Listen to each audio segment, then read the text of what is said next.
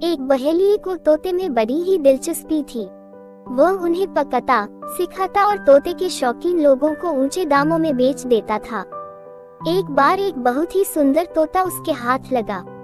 उसने उस तोते को अच्छी अच्छी बातें सिखाई, उसे तरह तरह से बोलना सिखाया और उसे लेकर अकबर के दरबार में पहुंच गया।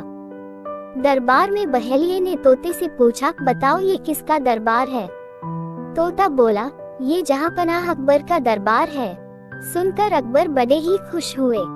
वह बहेलिए से बोले, हमें ये तोता चाहिए, बोलो इसकी क्या कीमत मांगते हो? बहेलिया बोला, जहांपनाह सब कुछ आपका है, आप जो दे वही मुझे मंजूर है। अकबर को जवाब पसंद आया और उन्होंने बहेलिए को अच्छी कीमत देकर उससे तोते को खरीद लिया। महाराजा अकबर ने तोते के रहने के लिए बहुत खास इंतजाम किए। उन्होंने उस तोते को बहुत ही खास सुरक्षा के बीच रखा और रखवालों को हिदायत दी कि इस तोते को कुछ नहीं होना चाहिए। यदि किसी ने भी मुझे इसकी मौत की खबर दी तो उसे फांसी पर लटका दिया जाएगा। अब उस तोते का बड़ा ही ख्याल रखा जाने लगा, मगर विडंबना देखिए कि वह तोता कुछ ही दिनों बाद मर गया। अब उसकी सूचना महाराज को कौन दे? रखवाले बड़े परेशान थे।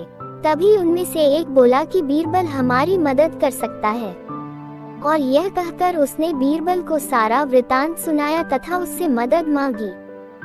बीरबल ने एक क्षण कुछ सोचा और फिर रखवाले से बोला, ठीक है तुम घर जाओ, महाराज को सूचना मैं दूंगा। बीरबल अगले दिन दरबार में पहुंचे और अकबर से कहा, हुजूर आपका तोता।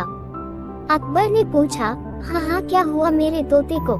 बीरबल ने फिर डरते डरते कहा, आपका तोता जहांपनाह। हाँ बोलो बीरबल, क्या हुआ तोते को?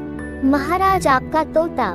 बीरबल बोला, अरे खुदा के लिए कुछ तो कहो बीरबल, मेरे तोते को क्या हुआ? अकबर ने खींचते हुए कहा, जहांपनाह आपका तोता ना तो कुछ खाता है, ना कुछ पीता है, ना कुछ बोलता है, ना अपने पग फफड़ाता है, ना आंखें खोलता है और ना ही।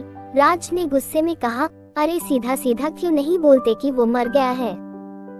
बीरबल तपाक से बोला, हुजूर मैंने मौत की खबर नहीं दी, बल्कि ऐसा आपने कहा है मेरी जान बख्शी जाए।